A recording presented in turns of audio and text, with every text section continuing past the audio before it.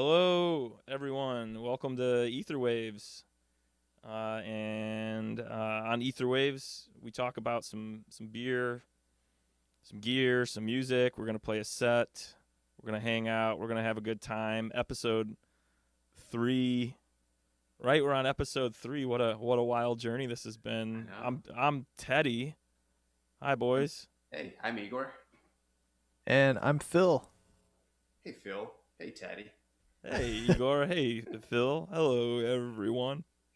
What's going on? What's going on, guys? Check out.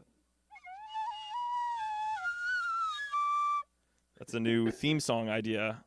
I wanted to just kind of pitch out to the listeners and see what they thought, but also you guys too, and just see. I mean, feedback, critiques. What are your thoughts right off the bat? I'll sample the shit out of that. Yeah, I was gonna pluck some grass, but it turns out this is just a green screen. So Well, I hope you guys are cool with Irish penny whistles in the key of C, Yeah, literally straight from Ireland. So that's sweet. new theme song on its way.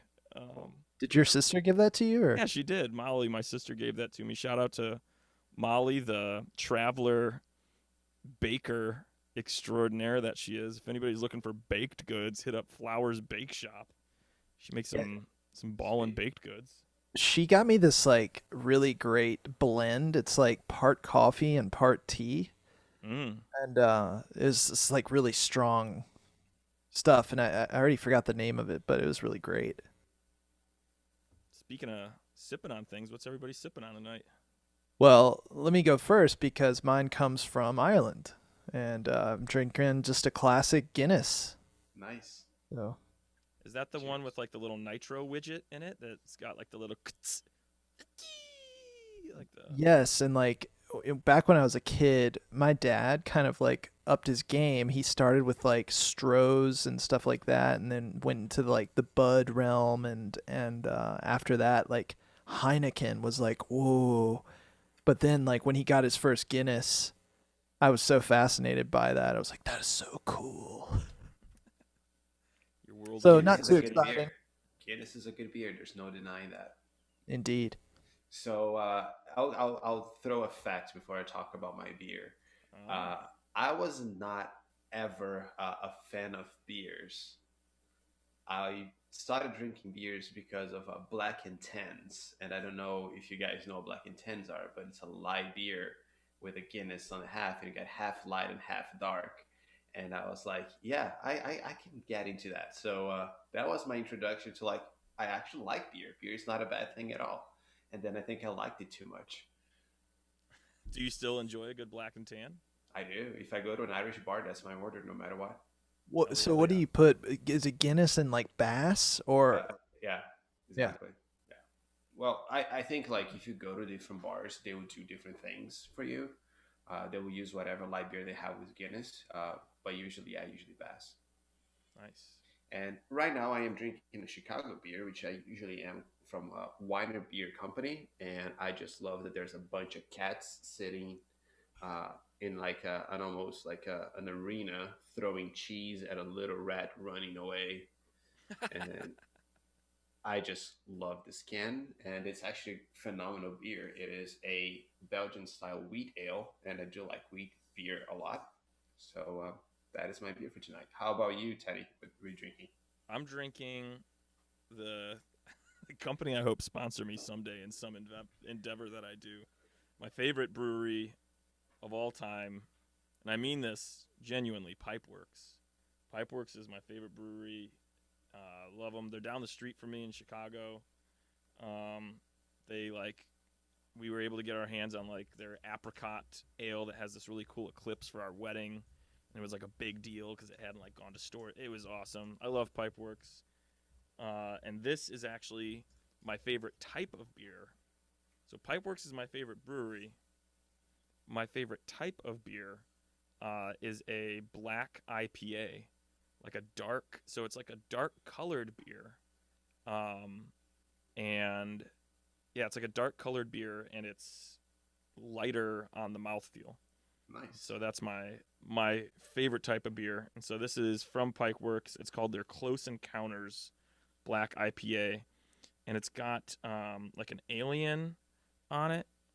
Sweet. There's like an alien putting some lipstick on, and she like kissed and seduced this astronaut. She kissed his helmet and then took it off, and now he's floating in space without his helmet, and I'm worried for the guy because I share the same concern because vacuum supposedly is not a great place to be in.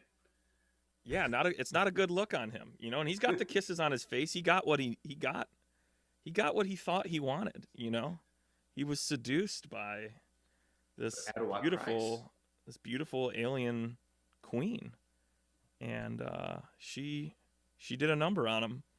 And Pipeworks, you guys did a number on this beer. Sponsor us, please. We Yeah, drink too much on this channel. We need a sponsor. absolutely.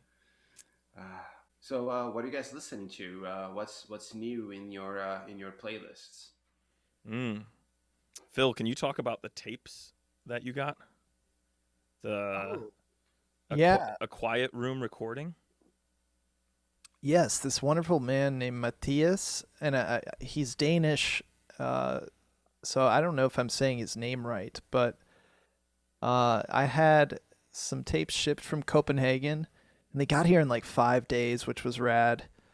And it's a nice blend of acoustic and electronic instruments, and just some really great stuff. And I got a copy for you, I think. For me? Yeah. Yeah, you did. Yep. We went for a hike and you said I have something.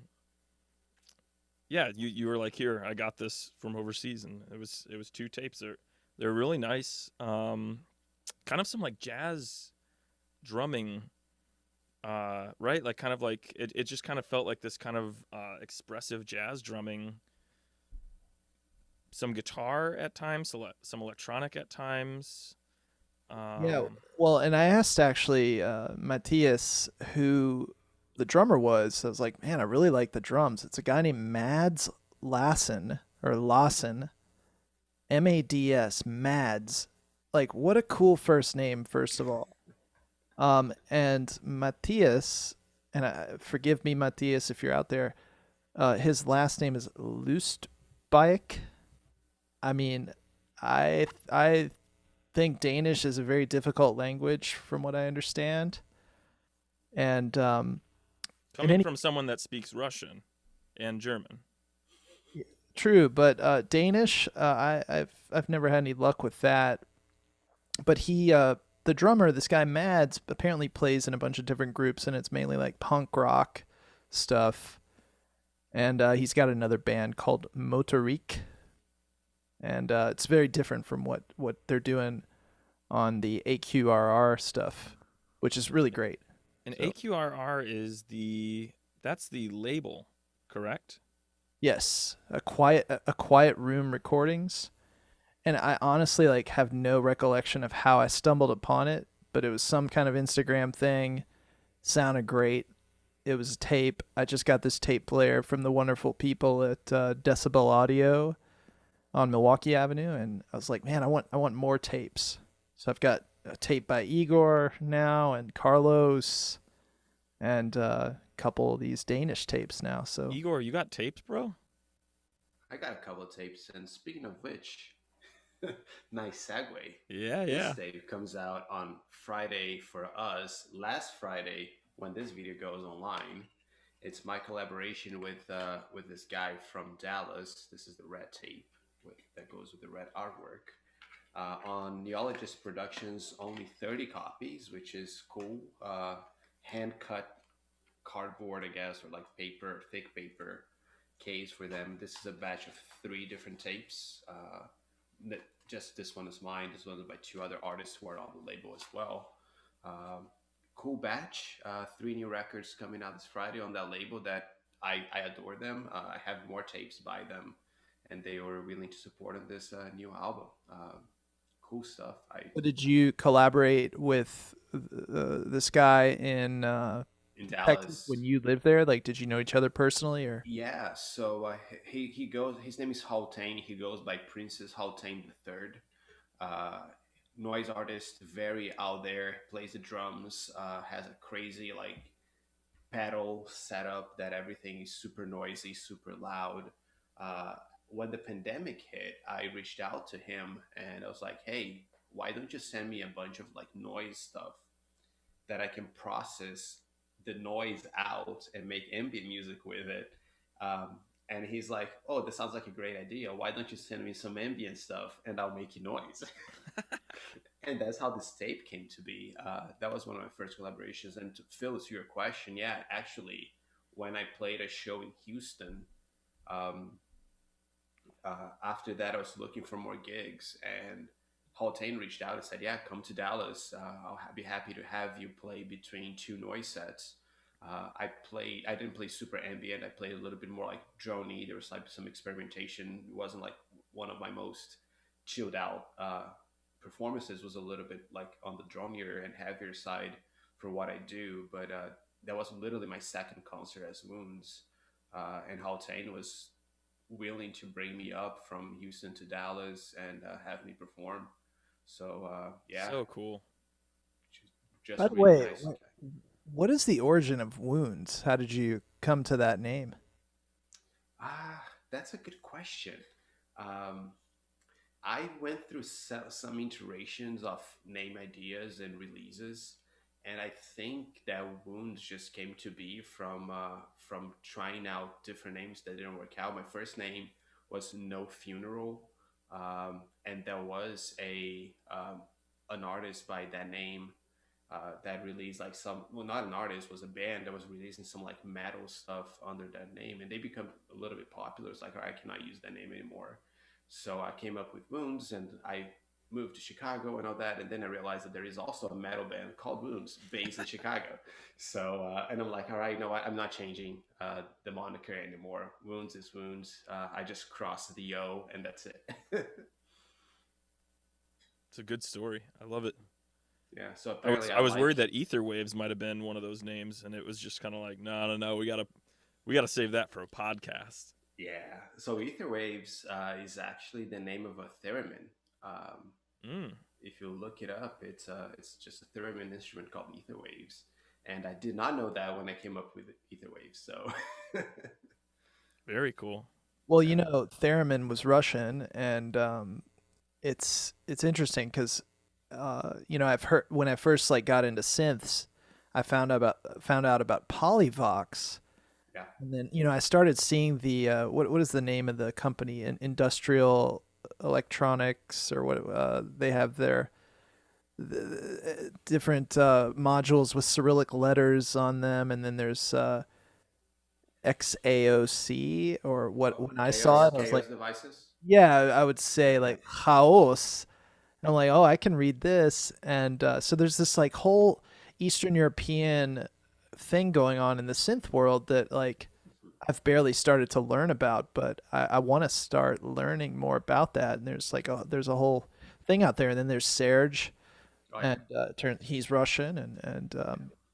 I mean, and Doper being German, which Doper literally is the Eurorack standard, right? So uh, just cool stuff. Just a lot of Europe uh, in electronic music, even historically, right? Even people keep thinking about East Coast and West Coast of the United States, like Buchla or Moog.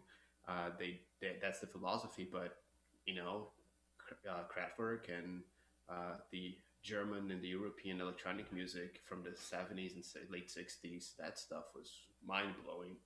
Um, so I don't know, just my 2 cents. Europe is amazing for electronic music and electronic instruments as well.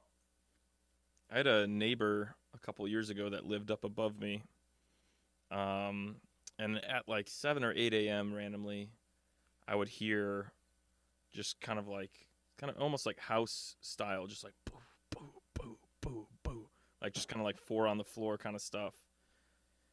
And I talked to him a bit, and he said that he made like electronic music and stuff. It was before I was really building my rig and kind of getting into it. And this guy was interesting. He kind of a he. One memory I have was there were these little stickers that started popping up in the neighborhood on like stop signs and mailboxes, and one inside of our mailbox. And the sticker looked identical to him. And it had a cat on it that was also his cat. And so I was like, yo, is that you? Like, are these stickers you, man? Like, when I noticed them and I, like, saw him next, he was like, no, it's not me. I was like, are you sure? It looks a lot like you. He's like, no, it's not me. So interesting guy.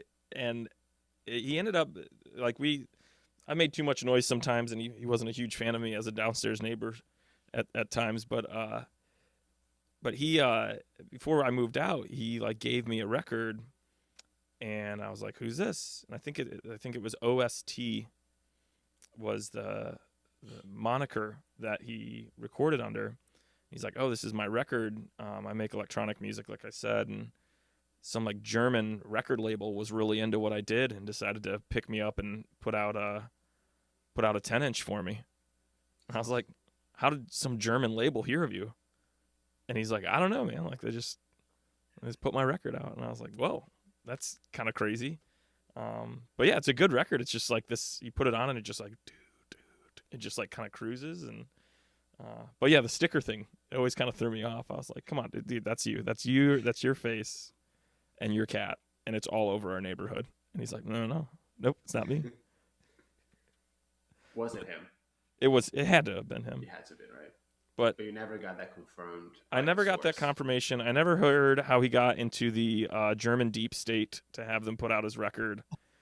You know, I posted on QAnon message boards about it. Never heard anything back about it. You know, we're gonna get demonetized for that. Shit. Right, all right, I'll edit out. I said poo. Pooing on. I have never put. Shit. Fuck you.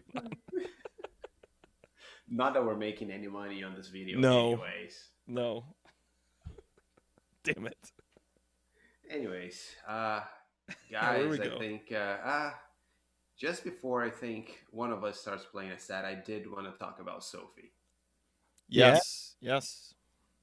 So I am still in shock. I'm still very upset. I've been a fan for many years, well, as many years as she's been putting out music, really, before her main record came out, Oil. The Oil of, now I'm trying to blank on the record. It's like Oil of a Pearl? Oil of a Pearl, thank you. Yeah. I love that record. When it came out, I was like, yeah, this like is a record, right? Because before she was putting out EPs and singles, but when that record came out, I was like, yeah, I dig this a lot. What do you guys think of her music and her legacy, really? And I just looked up. I wanted to make sure I got the album title right. It's Oil of Every Pearl's Insides was the name of her studio album. And I remember hearing about Sophie a while back, and she was making some waves on like Pitchfork and things like that. And I never really like listened to much of her music, which I'm like ashamed to say, but it really is. When I started diving into her discography after you kind of messaged me about it, I was finding that, like, I've been looking in the world of music for people that can make sounds that I had never really heard before, and then that didn't really like subscribe to like it must be analog to sound good. Like, I think there's kind of this like strong like it's got to be an analog, you know, just if electronic music's going to sound good, it's got to be analog and blah blah. And I hear a lot of like FM synthesis and glassy kind of crunchy things in her work that really that I find really inspiring and really unique. And I was reading an article on Rolling Stones about her and her collaboration with Vince Staples, and how they kind of started working together because of this tour that they were on in Australia. And he talks about in that article how, you know, they the collaboration was like really kind of organic. Like she was like, all right, he was like, all right, I'll see you later, Sophie. And she was like, whoa, like this guy knows of me, or so, like was kind of like, kind of, but she was very humble. And they started kind of like hanging out during the tour, and she invited him into the studio on the tour and was like, yo, you need to come in and make music with me. And one thing I thought that was really special about what he picked up on her like vibe and like who she was that he said when they would open for this band Flume, no one really knew in Australia who Vince Staples and Sophie were, and everybody's there for Flume. And he was like, Flume in Australia is like just as big as Justin Bieber. He's huge. He's huge. He's huge here. Yeah. But he's huge there. Yeah. And so he was like, people would just be waiting for Flume to go on, and they had to get through Vince Staples and Sophie. And he's like, but people would be captivated by Sophie's set, having no idea who she was, and as like an opener for like a big name, to be captivated by the opener is a very rare thing. And what she said to him in the studio when they were like making music, and he said it kind of like stuck out to him. He went to go like rap on a track that she had made. She's like, I want you to rap on this. And I'm paraphrasing all this obviously, but it was just so inspiring to hear that she was like, he went in and he like did his thing, and she was like, no, everything I do commands attention. The sounds I make, the rhythms that, she was about making things that command and demand people's attention, and having that be what expression and art was. And I think that's a really powerful way to kind of think about creation, is like, I have something here. I am important. I have value. I command your attention to that value, to that worth that I'm putting out in the world. And I think that's a really beautiful thing. She like pushed him to evolve in that song, and to kind of like step up and command attention in what he was doing. And so, yeah, I was reading that today and just kind of reflecting on that and listening through her music. Really moving story, really inspiring tones and sound design, and really, really sad it's a loss. It's definitely a loss for to have her come and go from the music industry right as really she was blooming, and really like really blooming. And so she still had a lot to give. That's my most of anything. Me, of course, I love music. I love what she stands up for and the message and everything.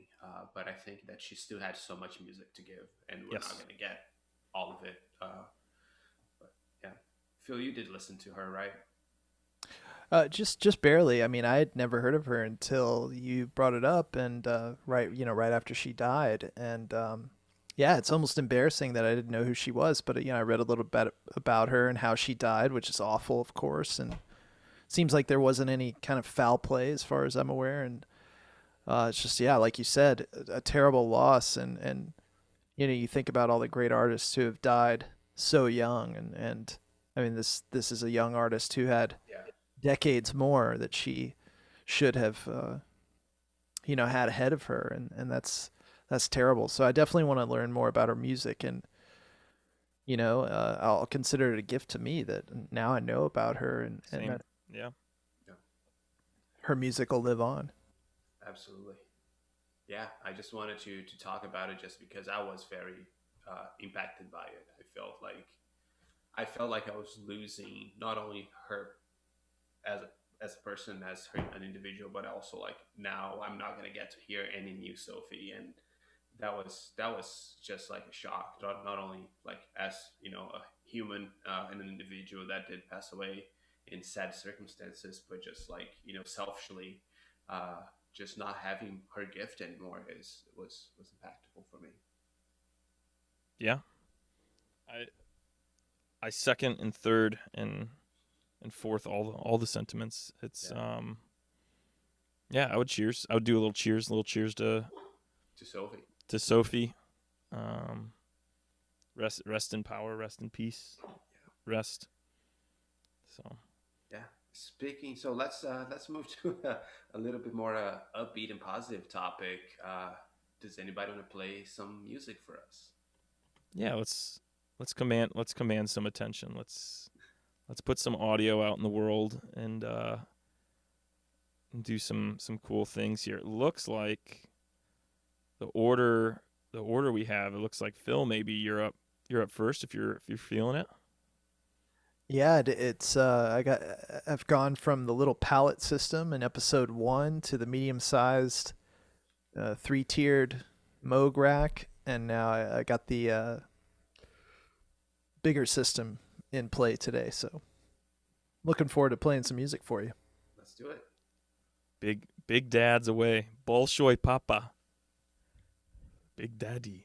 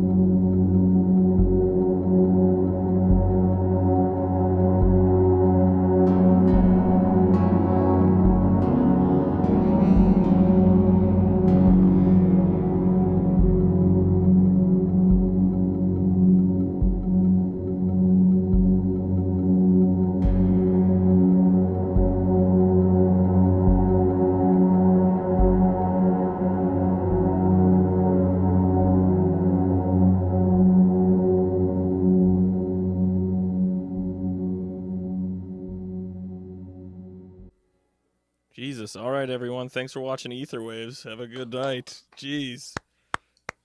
That's so about Phil going first. That's never gonna happen again. Yeah, what the Um, hell, dude? we need to close with this. Just how beautiful it was. That was amazing. I'll fix that in post, dude. I'm gonna fix that in post, man. That's gotta be It's gotta that's the sound new worse. that's the new Etherwaves theme song. The penny whistle's out. The Phil performance is in. Um, Phil, you're gonna open and close this. And you're gonna play in the second opener spot as well, on this episode, and then also we are just going to loop that set for the next 6 episodes. That's all the next 6 episodes will be. Outstanding, dude. That was the best thing I've ever heard from you, for sure. I was just saying thank you, and I appreciate the feedback. So. Can you talk me through some of what you were doing there? I know you're not supposed to ask a magician to explain the trick, but what's in your sausage? So I've just like put together this new setup here, and I'm really stoked about it. Like a lot of this is new to me, so yeah, basically the main parts of that patch consist of a bass drum from Mutant Bass Drum up here. I've got a sequence in Renee, and I tried something different with Renee this time. I'm actually using the unquantized CV out, and then I tuned each step on the sequencer myself. And I'm running that into the Pittsburgh double helix oscillator, and just have a sine wave going out through ripples, which is the filter. And that's that kind of like higher pitch sequence you heard. And then you can't see it, but I was playing the Arturia key step, which was sending voltage into this new module, which I'm really stoked about, Elements, which Teddy, if you like rings, Elements is like rings on crack. It's got a lot of options, you know, there's a ton of stuff going on there, like bowing, blowing into kind of like brassy wind instruments, and Is the idea behind Elements it's supposed to kind of simulate kind of natural, organic musical tones, kind of like how rings can do kind of the plucking? Yes. So that's kind of the idea. It is a physical modeling. Yeah, that's the whole. And it is by the same developer, right? It is Mutable Instruments. It is Emily. So it's just a much bigger rings. And Phil, Elements did come out before rings did, right? You know, I actually have no idea. So yeah, I think so. I think Elements was the first physical module that she did, and rings, I believe rings came later as a much smaller, more stringy, more plucky, more percussive version of Elements. Yeah, I mean, it's a great module. I love it so far. I've only had it for like literally like a couple sessions, and I also have a new filter, the Rossum Linnaeus, and that was filtering the Elements thing that I had going on, which I was just kind of playing. And then there was some noise coming from the Quantum Rainbow 2 into rings, actually, and that was like the drone you heard at the beginning. And I was just running the noise into the input. And what was the creek behind you running into? Well, that I cannot tell you. I'm sure people would want to know where is that video from? Where's the background today? Yeah, that is the Flat Tops Wilderness, and it's deep in western Colorado. It's like a 5 or 6 hour drive from Denver, and it's near the town of Rifle, which is incidentally where the very conservative new freshman congressional representative Lauren Boebert, I think is her name, and just a fun fact. We're gonna get flagged again, dude. We're getting flagged, bro. We're getting demonetized, dude. Dude, we're down. They're taking us down right now. If you ever want to like get away from people and like, you know, you don't want to go to like Rocky Mountain National Park, which is just like crowded a lot. the Flat Tops Wilderness is really good. Although I guess I'm like letting the secret out, with our huge viewership. Oh, dude. And I hate people, bro. So like now I can't go there.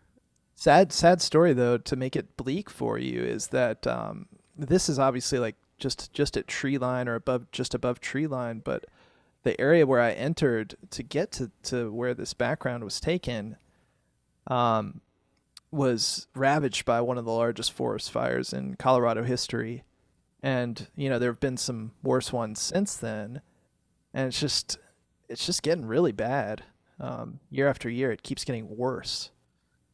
So yeah, kind of a sad thing, but it's also like really beautiful, tons of wildflowers, and you can like see the young trees coming in. There are these like really young spruces that are coming out with all these dead trees around and fallen logs, and just incredible. So you can see that nature will bounce back. So I highly recommend that place. Well, once we all die, nature will, regardless of anything, consume everything that we've destroyed. So have you seen those like History Channel simulations of like what happens when nature bounces back when we die? I have not, but I look forward to it. Dude, I can't see a time lapse now without seeing.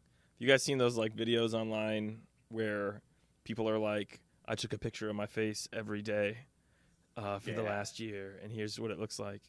There's a guy online on this Instagram account.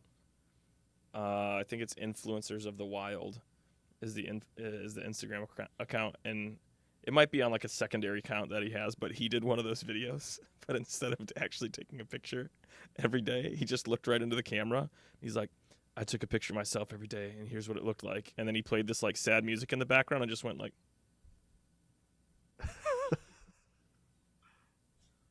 And he did that for like a minute and a half. And now I can't see a time lapse without just seeing that guy's face just in the top corner going like next to like the freaking timer. Ugh. Kills me though. Kills me. The funny one that I saw was a guy who ate a carrot a day, and it's just a very long crunch that lasts like a full minute. It's just him eating like a carrot. It's. Wait, hold on a second. So he did like, I need to dissect. I need to make sure I'm wrapping my head around what you're saying. So, how long was this video? First off, I gotta say it was at least a minute, like maybe a minute and a half. Okay. And like very, very like small, like fraction of a second of him crunching into a carrot. Okay. For that entire time. So it's like the photo a day, but it's a short video a day of him crunching into a carrot. And it's like a very long crunch sound that never ends. It's epic. When you first brought that up, what I immediately envisioned was like a 6-hour long video. Because I was like trying to think about how long would it take me to eat a carrot, like a full size like carrot. Like, how long would it take me to eat one of those, and then times that time by 365? Yeah, it was a bite. Like, But the thing was the crunch. So the sound. So it wasn't just like the eating part of it. It was the crunch. So it's like a very long crunch. That's far more consumable media than what I was thinking about. But I'm gonna put it out there to the world. Someone needs to do. I ate a carrot a day, but just film the entire carrot consumption. And then don't edit it at all. Just put 365 of those full carrot consumptions. Does that count as ASMR or? It should. Speaking of which, videos and that kind of stuff. That's a great segue too. Have you guys seen the girl from Japan who rates bread by how soft it is on her face? So she like smacks bread with her face and rates it on YouTube, and it's like a really standard measurement. It is a really popular channel. It's a standard measurement, dude, in the world. It's an international measurement of bread softness is what this girl thinks it feels like on her face. It's like it's unregulated though. It's like a thread count. Yeah, exactly. She can say it's soft, but there's no regulation organization saying like I'll verify that. Just like you could get like 600 thread count cotton sheets. Who knows what that means, dude? Who knows? Right? You right? guys have a favorite bread? Sourdough. Any bread that has 4 or less ingredients. Hmm. That's I that's what I look for. I like all types of bread, but like a good bread that just is like basic as fuck, dude. Just like give me like 4 or 5 ingredients. If we want to get sexy, give me like 6 ingredients. But like I don't want to see all this like chemical shit on the packaging. Oh yeah. And I want to, dude. I got this bread from this place. I think you told me about this grocery store, Phil, Caputo's. Oh yeah. Dude, I got Oh, some bread. I got some bread from Caputo's. That shit is good, dude. I that stuff crisps up in the on the we put it on a little toaster on like a little panini press. Dude, that's my favorite bread. Caputo's on a panini press, baby. Mwah. well, we better mention my mother-in-law again, Karen Portelli, because Here she comes. episode 2, and was it episode 2 she got a shout out, or I think it episode was I think episode so. 1. episode 1? Man, yeah. We had to take a break from the in-laws in episode 2, but she's coming. They're She's coming back. She's back. Well, no, my wife's whole family like got me into Caputo's, and they love to do the like Italian deli meats. We get the mortadella and the capicle, and salamis and different things, and it's fantastic. And the crusty Italian bread, and it's just absolutely amazing. You can't go wrong. It's a good unless you're vegetarian or vegan, then that's a very wrong thing to do. Fair enough. Fair enough. Which No comments I gotta there. talk. Has anybody? I mean, Igor, you're vegetarian, right? Yeah. Dude, I had the best vegan meatball sandwich I've ever had, and I would say quite possibly the best meatball sandwich I've ever had in my entire life. From Paulie G's, this pizza place on Milwaukee Avenue in Chicago. Dude, they make this vegan meatball sandwich with this like super thick bread while we're talking about bread that they like toast up and everything. Dude, it's vegan as fuck and delicious as fuck. And I wanted to eat like 4 of them, but I'm trying to watch my figure. And one fills you up.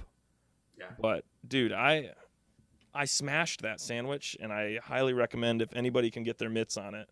Yeah, they do full on vegan pizzas there. That place Oh, sweet. is That's great. Yeah. going on my list right now. Oh, absolutely. And I think Tuesdays it's the special.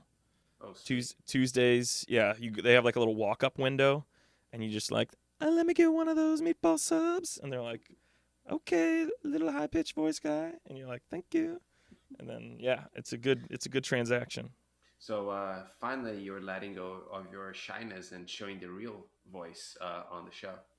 Yes, I have been. This is an accent that I've been putting on. What you just heard there was just unadulterated joy and openness. I just really don't like my voice, and so that's why I speak with this accent and voice filter put on. Yeah, this is a voice filter.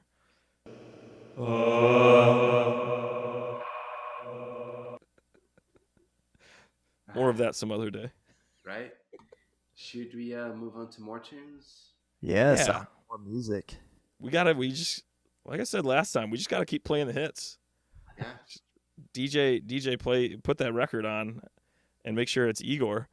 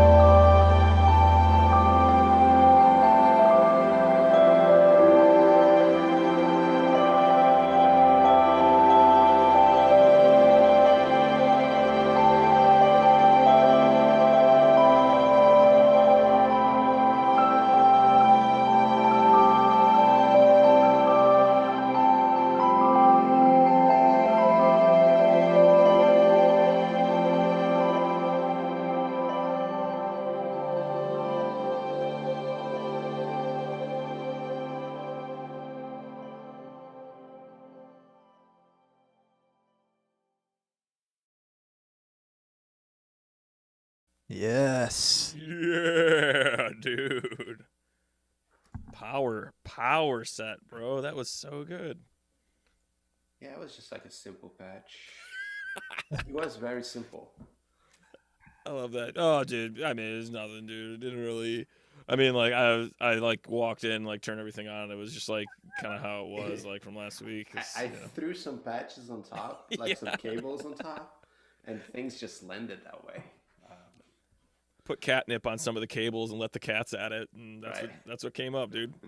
Yeah. Igor, like I've slowly realized that you're like a master of auxiliary percussion, and I love the way you use like little subtle aux percussion additions, and it's just great. There was this little like anvil sounding, like heavy bell sounding kind of thing that came in before the like big drum kick in, and Yeah. that was like a nice like build up to more rhythm that was coming.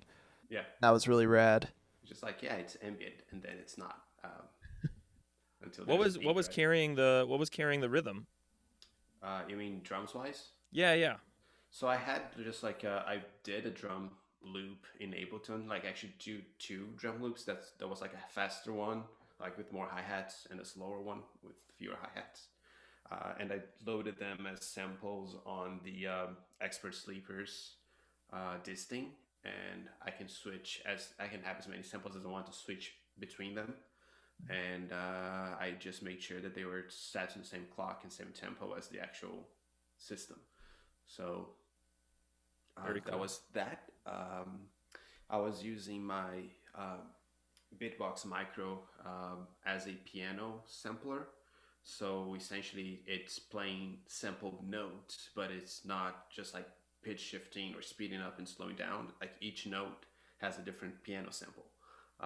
So it is a full piano on the system, and I was using just like MIDI to play it.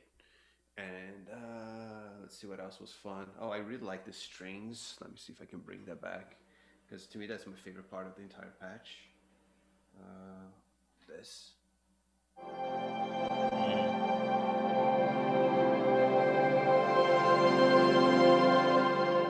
Yeah. I could just listen to just if your whole patch was just that, I would have been able to just like sit for an hour with some headphones on, just dude, just smoke a doob, dude, and just kind of no, I mean, sans doob.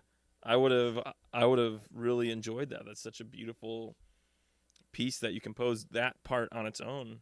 Yeah. What was running that? What was controlling that? So that was also sampled. So I wrote it in Ableton and loaded into Morphogene. So actually, the beauty about Morphogene, as you might know, is that you can bring higher octaves, Mm, like bring some random higher notes, octaves and fifths and reverses. So very cool. yeah, so it was just a lot of that going on. What else was fun? The noise thing was fun to me. I know you guys commented on the noise. Yeah, the Uh, swoosh, like yeah. the So I'm using maths to open up and close a noise going through a filter and through a reverb. So as I am opening the filter, I'm also increasing the decay on the reverb, so it gets more washed out the more there is. And then when I close the filter, when the noise stops because the filter is so closed, there's no more decay, so you're not listening to any tails um, on the noise. So that was another thing that was kind of cool. But yeah, that was the patch. damn. Yeah, that was rad. I mean, it was not like musically to me, it was nothing like, oh, this is amazing. But I just figured like I like all the components and they work well together. I think a lot of times that's. I mean, I don't know. I think there's some people that hate on kind of like preset sounds or sampling or what have you. But I don't. I've kind of like landed on this idea of like it doesn't matter like if you've created the tone because like if I'm gonna play a guitar, I didn't build my guitar. I didn't build the amp, and like that's the shit that's generating the sound. So like, how is that any different from sampling?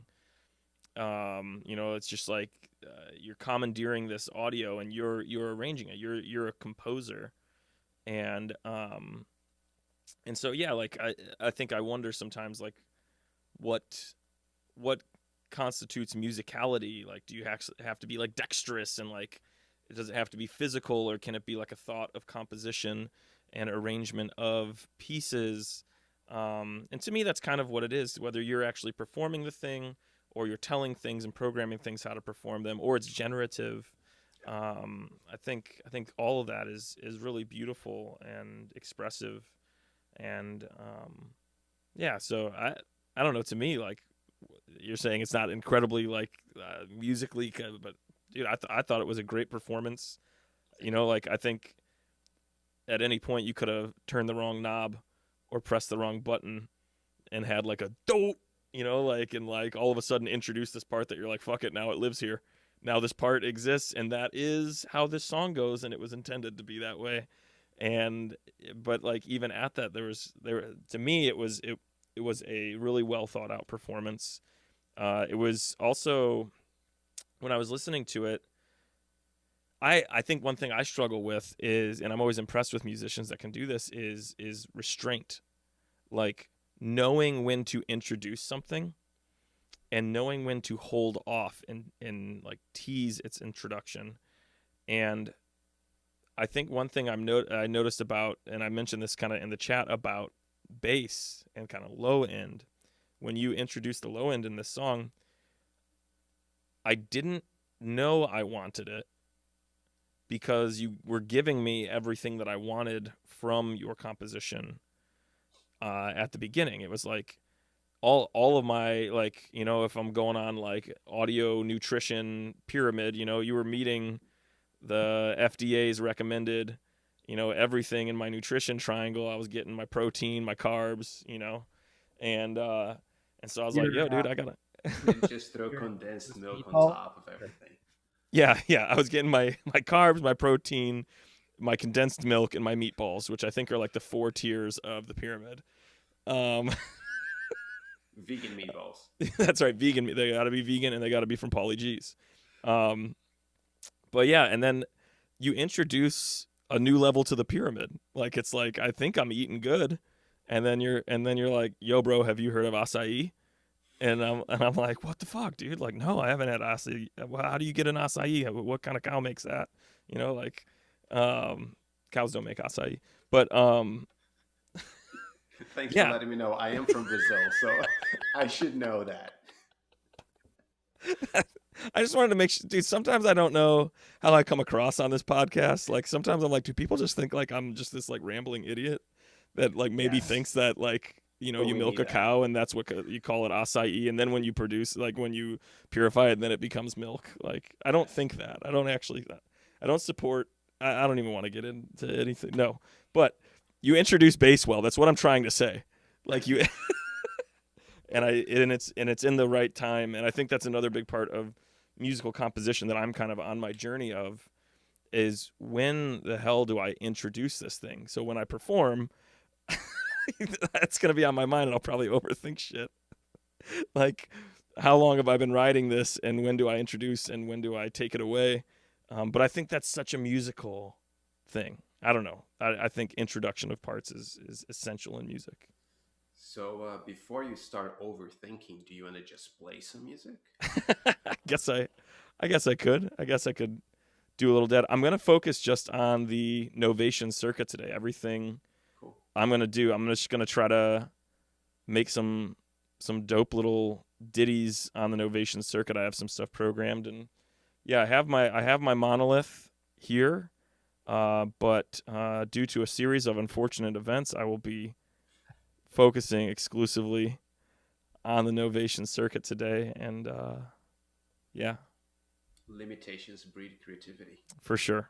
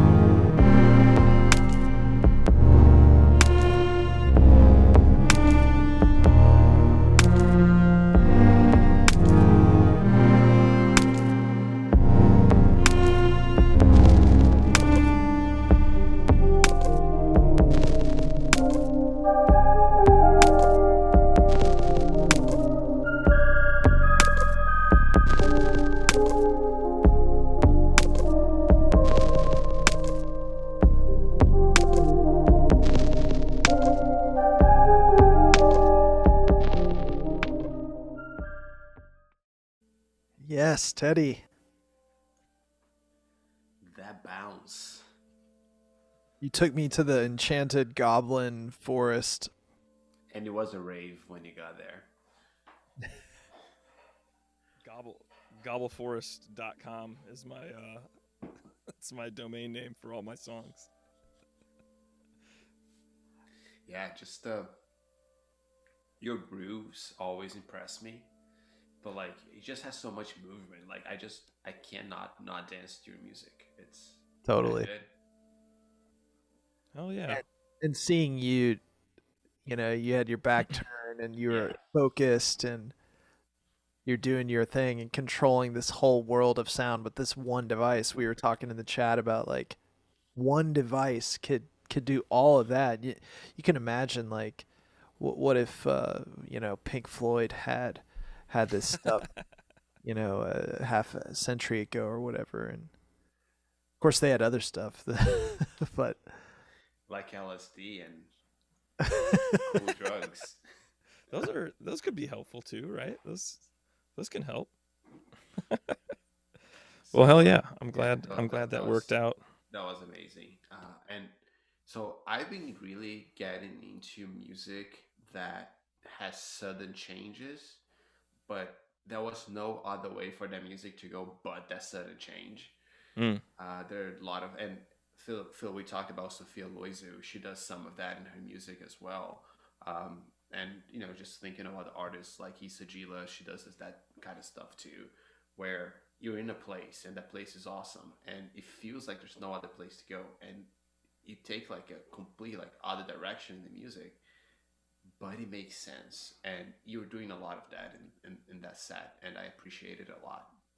it's like an anti-drone in some ways, like Yeah. Yeah, and I think that's something that I'm finding with the difference between controlling my rig with the noodler and controlling my rig with the circuit. Because at one point, before I had the noodler and before I had the whole monolith built, when I just had pieces of it and I was using my like Volcas, I was using the circuit, the Novation circuit, to control everything. And I think that, like you said, Phil, like I think the noodler is great for drone purposes. I also am working on like a piece. I almost played it today, but I'm working on a piece um, with the noodler that kind of has some elements to that change that you can get from the circuit, but it has to be accompanied by something like the TR8S that can do drastic changes in rhythm and things like that, and kind of messing with the noodler to get different motifs to sound drastically different depending on the voice engines that they're using and cutoffs and filter cutoffs and stuff like that. Um, so, but yeah, I think one thing I really appreciate about the circuit as like a main performance tool is how quickly you can change a world for someone. How you can say like, hey, remember those synth voices that you were listening to? Instant program change, instant beat change. No, the samples you heard before, not there. The reverb you were hearing before, completely different, and different wet dry mixes on it. And it's literally at the touch of a button, you can change hundreds of parameters. And I know that people that perform with laptops, like I was watching this thing about a guy that performs. He's like, I know people hate on people that perform with laptops and allow Ableton to control their whole rig. And he was like, I would love to not use a laptop, but I don't have to dial in every little parameter change on every one of my devices. If I'm using 10 synths when I'm performing live, I don't want to have to create some like weird like ambient sample that's just holding space while I go in and I'm reading through a notebook and I'm like, okay, this should be at like, and this should be at, and this should be at, and this should be at, and this should be at. Okay, now go. Right? Like, and I feel that way. Like if I were to build a set with a noodler, yes, you can have the different rhythms and the pads and assign, but as far as changing all the synthesizers and sending program change messages, I think that would be a big challenge. And that's where I'm kind of like, I'm trying to decipher maybe the type of set that I'm going to perform first. And then it's like, do I let the circuit control it all? Or do I let the noodler control at all, because the noodler will be way more flowy. Circuit's going to be kind of like that, where you can be like, yo, another dimension and another dimension and another dimension. And I think those both serve purposes.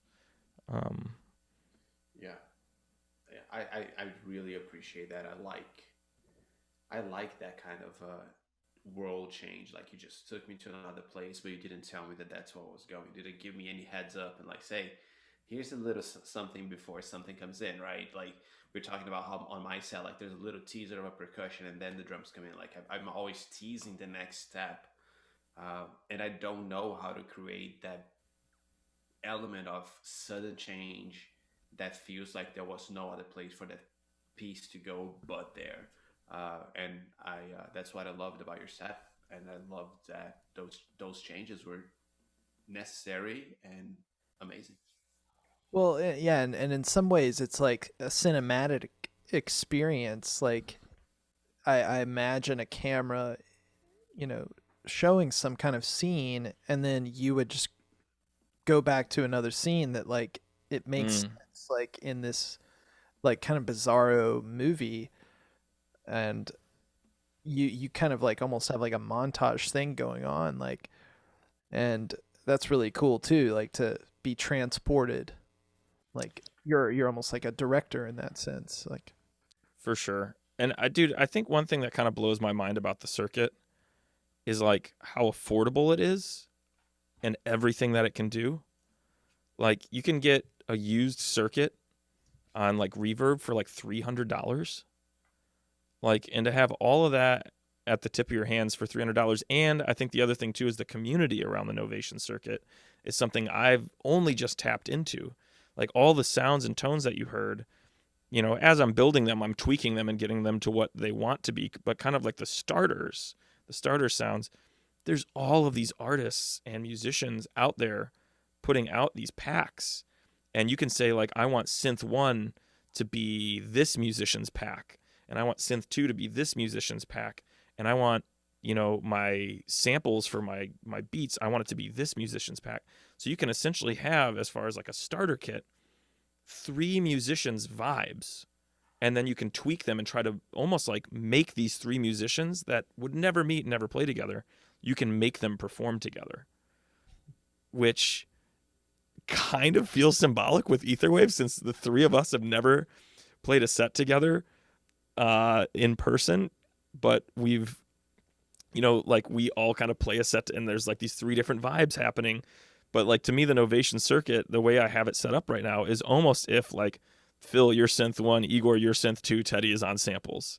And it's like, what song, if we each took a part in the song and had completely different tones and whatnot and different reverbs and all that, it's almost like you're having 3 musicians jam in this little $300 groove box. I can't remember how much it is new, but yeah, like, it's so affordable for the fun and for the creativity aspect of it.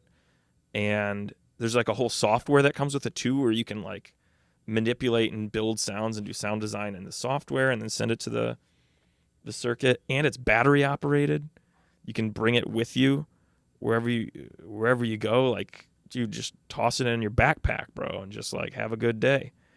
And so you're saying I cannot toss my my modular in my backpack and just like kind of like go around it with it? So you're gonna need Phil's daddy's cargo army issued Papa daddy bag from the army that he carries his drum hardware in. Before season 1 is done, I'm gonna bring that Vietnam drum hardware bag onto the set here. Dude, you should make that your instrument you perform on. You should go just one instrument, and it's just, you know, like, really push boundaries, Phil. Just Bagman. Yeah, Bagman. Today, Phil is not here. Today we have Bagman. With that said, guys, thanks a lot for hanging out with us. I had a blast. This was really like top music for you guys, and I had fun. Hope you guys had too. Yeah, it was awesome. It's cool. I mean, I guess maybe we should. These come out every Thursday, and we're appreciative of anybody that watches them. So We don't know how many episodes there are in this season. But yeah, thanks for tuning in on Thursdays with us.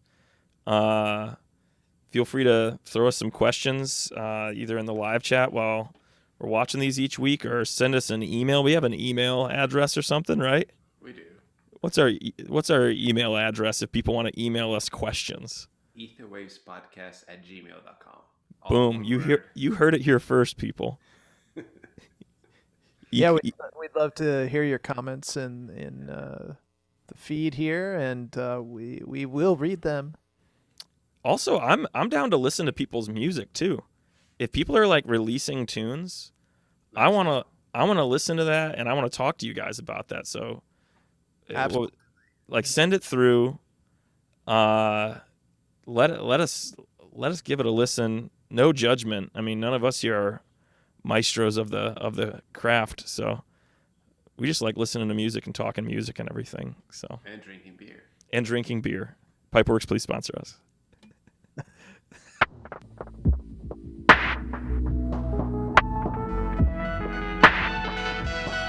Etherwaves.